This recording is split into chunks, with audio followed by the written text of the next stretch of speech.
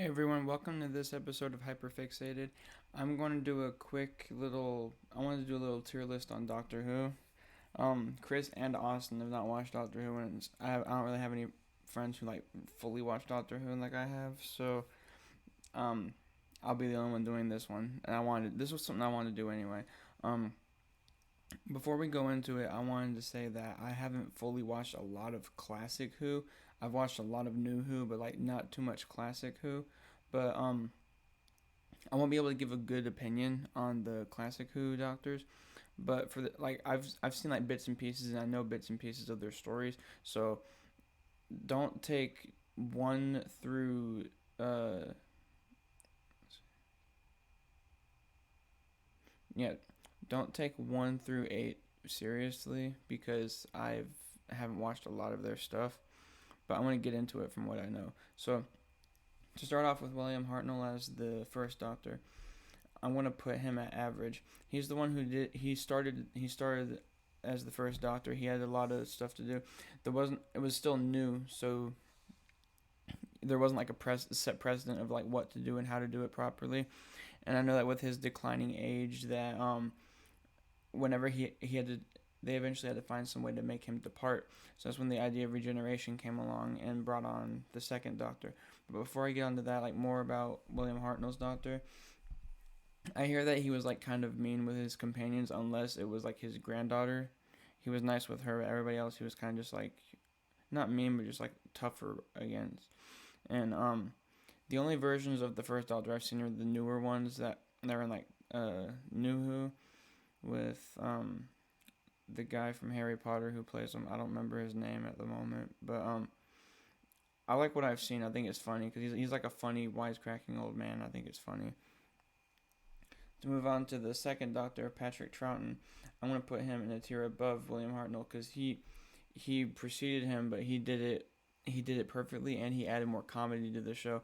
Every time I look at Patrick Troughton, I think of one of the Three Stooges with that hair. He looks like Mo, but I've watched stuff of him, and I think he's really funny, and he added like a new like personality to the role, which every Doctor adds a new personality to the role because it's a new person doing the Doctor, and got new personalities and everything. I think his stories were good. He brought the funny side of the character, like I was mentioning. He knew how to play a little instrument in his hand right there. Um, all in all, I think the second Doctor was a little bit higher up than the first Doctor. More amazing. For the third Doctor, I know a lot of people like John Pertwee's Doctor. I would have to say if I was watching it and I knew more, I might like it a bit more. But from what I gathered, like this is one where he's banished and he can't time travel for a little bit because the Time Lords like restricted him from time traveling. So he's just stuck on Earth, like solving alien mysteries and everything with a little car.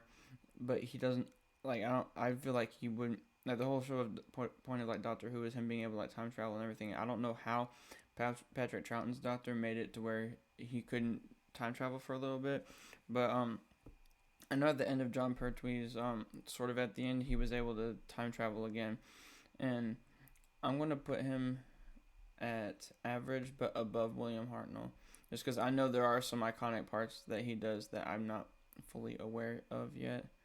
Um, my next one is the fourth Doctor, Tom Baker. I want to put him at iconic. He was the longest running Doctor that there's ever been, second to Tennant or first to Tennant. I remember he brought a lot of fun to the role. He had a lot of iconic parts. There was one episode that he did where they explored the interior of the TARDIS and everything.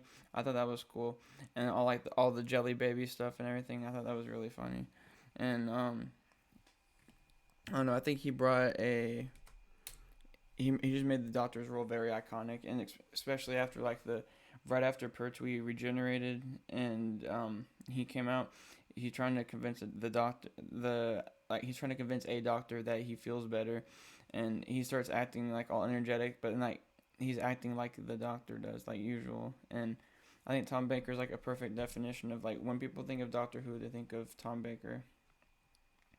And the fifth Doctor, Peter Davison. I'm gonna put him in a little. I'm gonna put him in lower performing. I haven't seen too much of him. I know he carries the celery stick on him, and everybody says that like he was the youngest person to play the Doctor at that time, and there's just not a lot of him I know, a lot about him that I know. He wasn't the Doctor for too long, and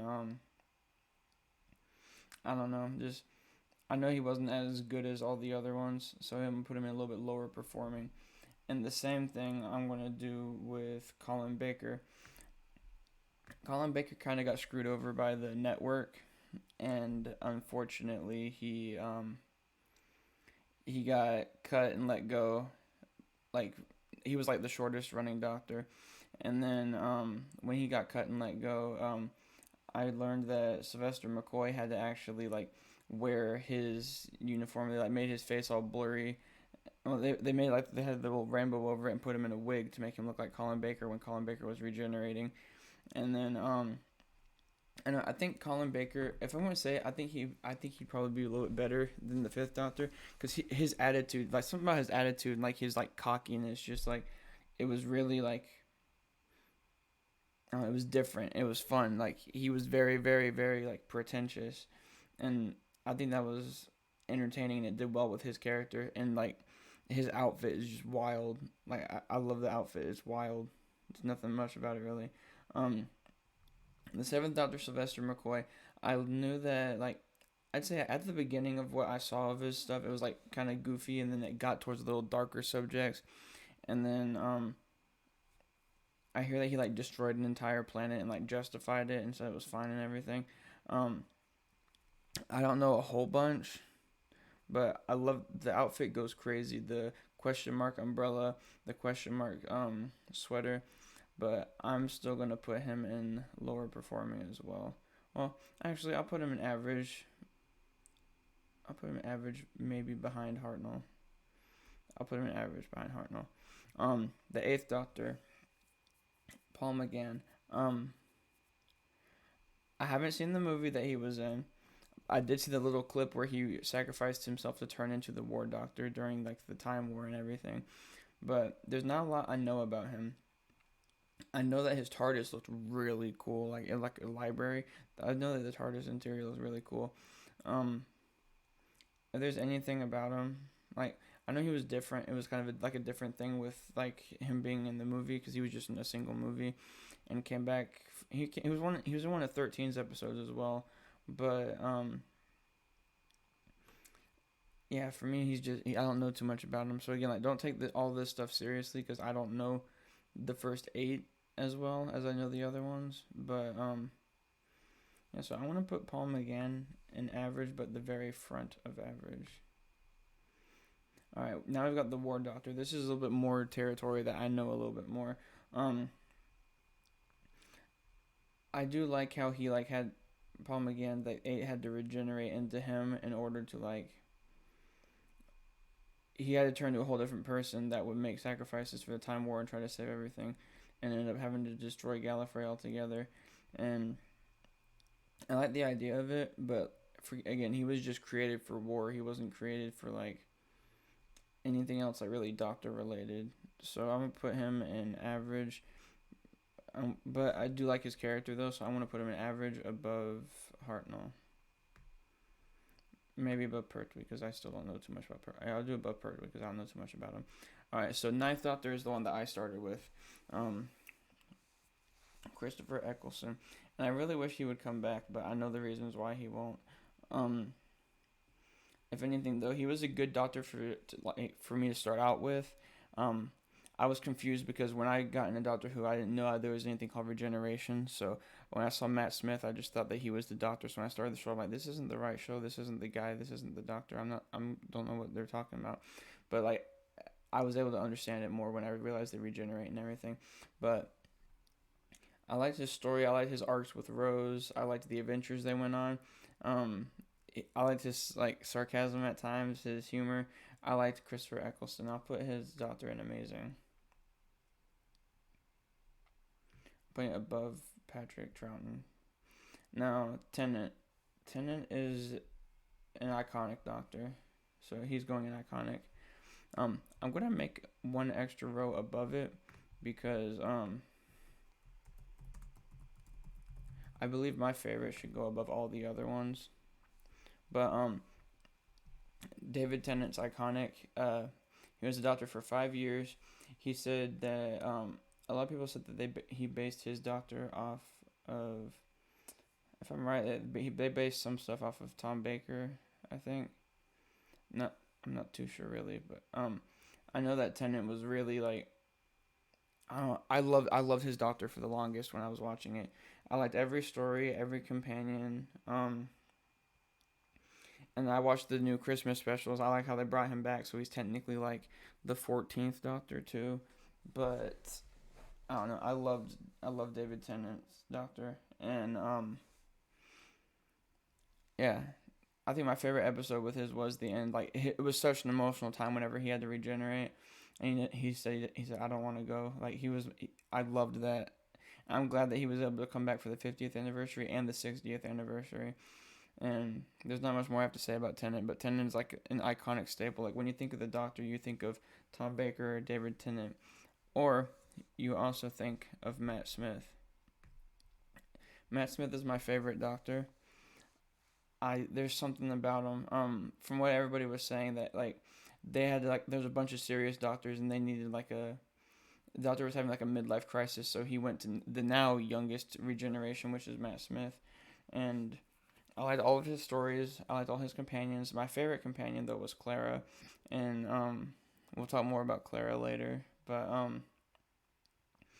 I liked the Pawns a lot, and like I liked the River Song stories. I loved the Weeping Angel episode, which was the unfortunate ending to the Pawns. But I loved the Weeping Angel episode. I liked a lot of Matt Smith's episodes. Just like he was really goofy, but then at times he had to be like super serious because they described him as the old man who with a young face, pretty much. He was an old man with a young face, and there was times when he was really, really, really funny. And then he was iconic with every like hat that he wore, all the bow ties. He made me want to wear bow ties when I was younger. Like I would buy bow ties, be like, "Cool, I'm like the 11th Doctor now." I haven't bought a fez. I don't think I have it anymore, but I remember I bought a fez because he says I wear fezzes now. Fezzes are cool. Let me see if I actually have it. I might not have it. I might not have the fez, but if I do, it'll be fun.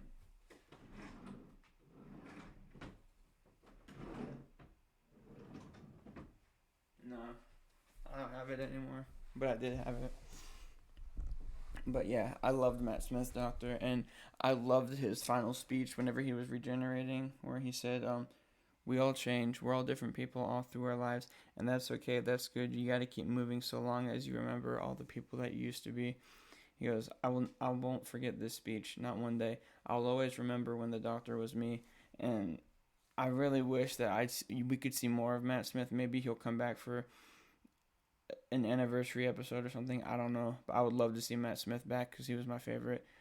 I loved his Doctor. Next is Peter Capaldi, which I'm gonna put in. I'm gonna put him in an amazing, but the highest part of amazing. I loved Peter Capaldi's Doctor, and I don't know. After Matt Smith having such like a goofier like old man with a young face, it was nice to see an actual old man who like just acted very angry. I loved his sarcasm. I loved his serious tone. He was a good companion. He had like him and Clara had a better relationship than 11 and Clara. But that's Clara was just my favorite companion overall, and I was like, I still like cannot bring myself to watch the episode whenever she dies because I don't want to think of her character being dead. I know technically people say she's not dead, but I don't want to go into that. I loved whenever he was regenerating and he saw Clara and she said goodbye, old man, and that made me happy. But I actually really did enjoy Capaldi's Doctor a lot, especially in Lego Dimensions when you get to be like all of the Doctors past up until the 12th Doctor, and you get to be Peter Capaldi. I think that's really really cool. Um, I know I miss his Doctor and I wish he'd come back too, but I don't think he's gonna come back because I know the show had low performance at the time, and so they had to just cut the regenerating with a brand new idea, try to get more hopes. And unfortunately, when you try to regenerate and get have like a better show, have a better chance, you end up with a rushed character with horrible stories, which is why 13 is in Big Booty Butt Cheeks. I don't care that the Doctor is a girl. The Doctor can be a girl. I legitimately don't care that the Doctor is a girl. But the issue with the Doctor being a girl is that there's new standards. everybody wants to make everything seem like it's different. It's basically like every doctor's been a man up until her. So how can she make the show good without changing too much because she's a woman character? Again, nothing wrong with Jodie Whittaker at all. I don't like how they wrote her character, and I don't like this. Her stories were so boring. I watched her Dalek Christmas special, and I was sitting there going like, when is it over? And I don't know. I didn't like it. And then, if I'm right, this is like the Fugitive Doctor or something. I'm putting her in I didn't watch a lot of Jodie's episodes. I don't know much about the Fugitive Doctor. All I know is She gets a from me because I don't know much about her. I don't care to know much about her doctor. Not intriguing to me at all. Since the other two aren't on this list, 14th Doctor is just Tennant again, but I like the way they ended his story with Donna, and she finally wasn't able to die or anything, so that's really good. So Tennant stays an iconic as usual. The new Doctor, is it Nukti Gatwa? I haven't seen too much of him yet. I liked him in the Christmas special a lot. I haven't watched the last episode that he's in yet. That's the one I'm watching today, but I liked what I saw. It definitely is like a new taste, new feel of the Doctor, and I enjoy that. I think it's going to be really good for him. I'm not going to rank him yet because I haven't seen any of his work, but I think he's a good new fit for the show. That's all I've got for Hyperfixated this week. I'll see you guys on another one. Hey, let me get a minute. Hey, let me get one too. Hey, let me hold one. Yeah, you get that right there. What the dog doing? What the dog doing? What the dog doing? What the dog doing? What the dog doing? What the dog doing? What the dog doing? What the dog doing? What the dog doing? What the dog doing? What the dog doing? What the dog doing? What the dog doing? What the dog doing? What the dog doing? What the dog doing? What the dog doing? What the dog doing? What the dog doing? Yeah, that right there. Yeah, that right there. Yeah, that right there. Yeah, that right there. What the dog, what the dog, what the dog doing? What the dog, what the dog, what the dog doing? What the dog, what the dog, what the dog doing? What the dog, what the dog, what the dog doing?